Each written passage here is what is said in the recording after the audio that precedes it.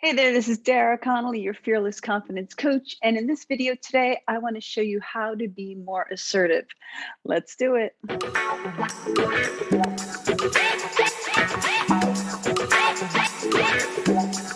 All right, so in this tip, I'm going to give you 2 tips of how to be more assertive, and then stay till the end because I have a good idea of a bonus tip I want to jump in with.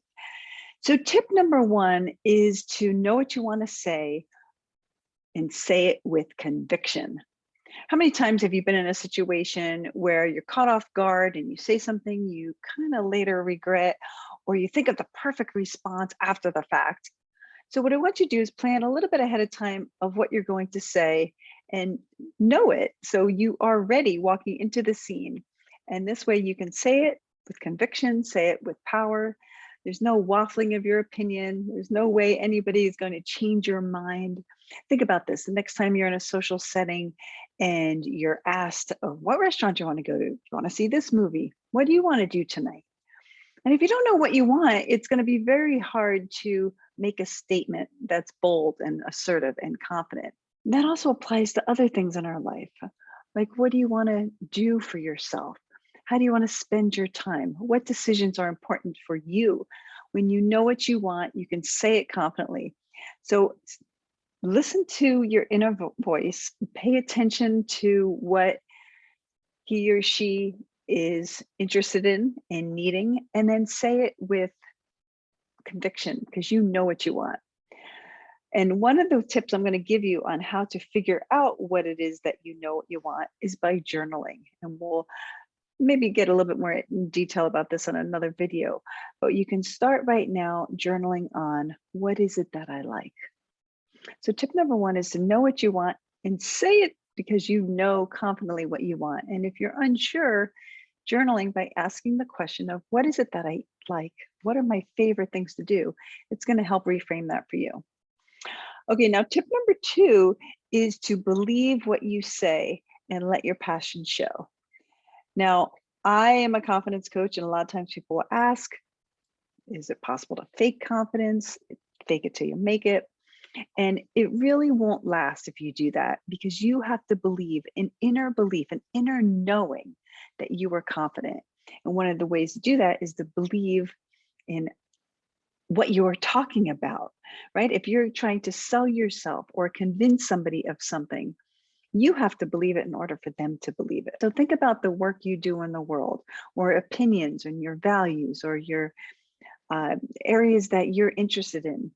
And if you have a core set of beliefs that you are certain about, then speak on it. Let your opinion on that shine. It's okay. Don't hold back, because that's how you will begin to get others to respect you, when you speak up for things that you care about. So if it's an idea, or it's asking for a promotion, or sharing your opinion on something political or religious, believe in what you believe and let your passion show. No more people pleasing, worrying about how what you say lands with the other person. You could still be respectful if you have a differing opinion.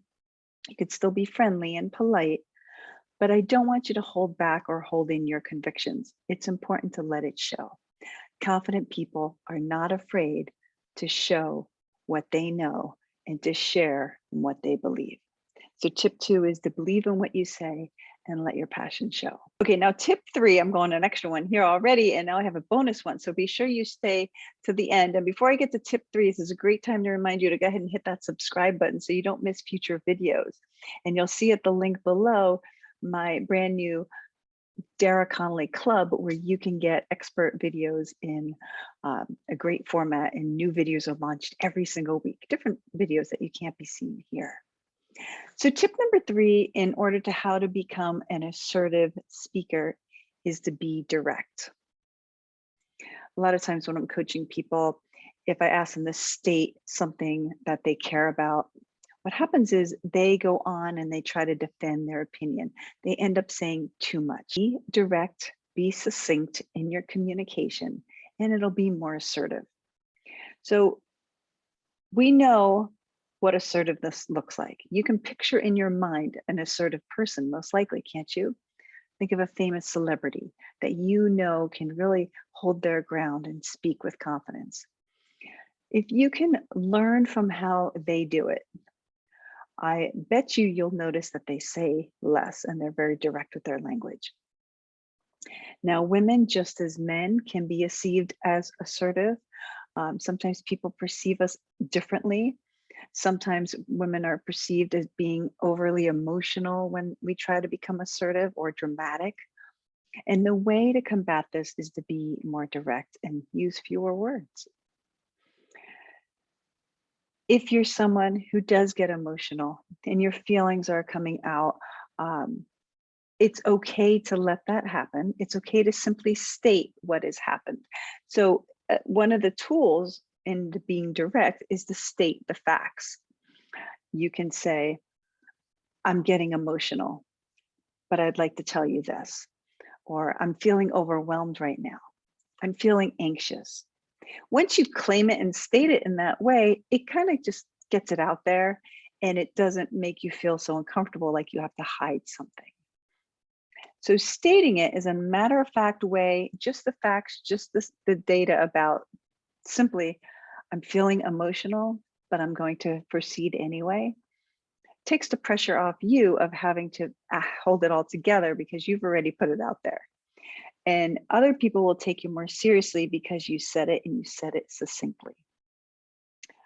Okay, so now let's move on to a bonus tip that you may not have heard before, because I know when I'm coaching others, I'm always looking for different content that you haven't heard before. I want to take you to the next level in how to be more assertive. And in this question, this tip, what I want you to do is to ask yourself your opinion first before you ask others. So what do I mean by that? You know, when you're getting dressed to go out for an evening and you put on a new outfit, most of us, what we do is we run in the other room and we'll ask our spouse, so what do you think? Do you like this outfit? Go back in time and ask yourself first. Look in the mirror, take a moment, ask yourself, do I like this? Do I like how I feel in these clothes? Your opinion matters more than anybody else, but oftentimes we don't ask ourselves, we don't check in with ourselves.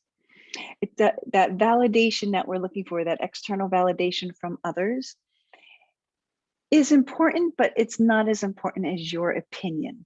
And I want you to double check in with you before you go and ask somebody else. This is the rule. Before you ask their opinion, you check in with yourself.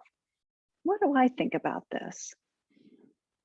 Maybe you're writing a paper and you want someone to review it because you want another set of eyes on it. That's fantastic. That's great to have that support and get other people's feedback. Make sure you're taking time to separate from you as the writer to look at your work and go, how would I objectively review my own work? You can use this with anything, but take time to resist asking other people's opinion before you ask yourself what you think. Now that I've taught you some tools on how to be more assertive, you're going to want to stay tuned for the next video, which is how to speak with confidence and authority. And in the meantime, go ahead and click below for DaraConnollyCLUB so you can catch my latest videos. In the meantime, you are amazing.